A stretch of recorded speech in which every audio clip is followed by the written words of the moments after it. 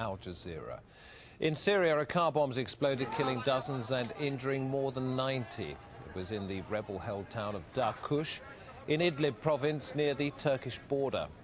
Also in Idlib province, 7 aid workers from the Red Cross and the Red Crescent have been kidnapped. 4 of the 7 aid workers kidnapped in northern Syria on Sunday have been released.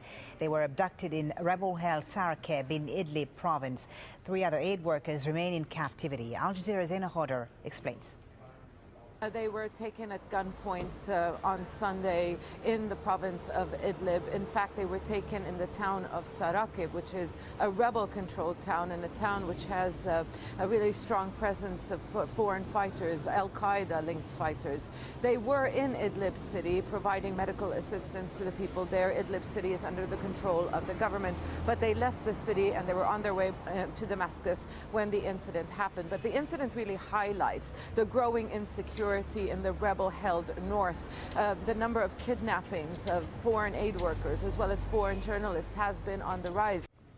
Meanwhile, a car bomb has exploded in Darkush in Idlib province, killing at least 39 people and wounding many more. It struck the main square. Darkush is a rebel-held town near the border with Turkey. For you, Robert, I know that you covered the U.S.-backed opposition in Central America, the wars in the 80s.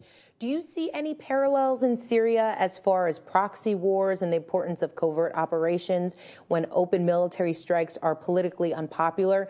Basically, is the Obama administration backing away from military strikes but continuing to covertly fund Syrian rebels?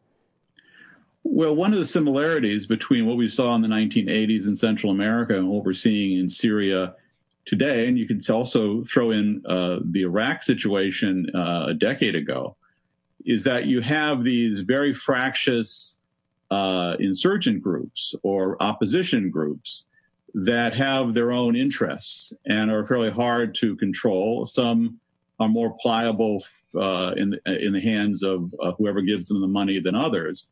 In Central America, the Nicaraguan Contras, for instance, were very hard for the Reagan administration to get a particularly good hold of.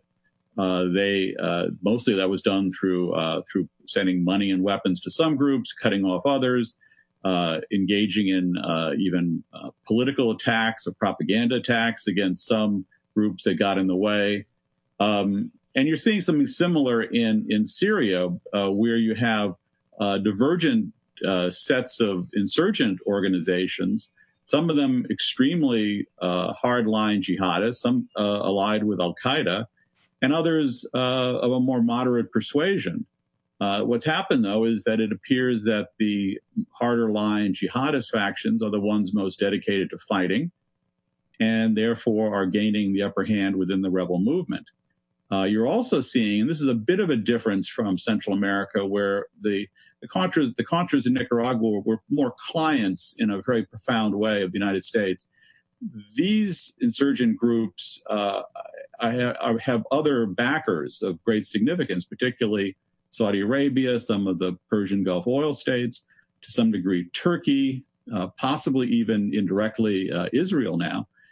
So they are less dependent on the United States, and they're also more willing to defy the United States. This is one of the points lost in much of the mainstream coverage of Syria, is that the Syrian government, despite all its many abuses and flaws, has agreed to take part in peace talks in Geneva in May, and over in the late spring and summer.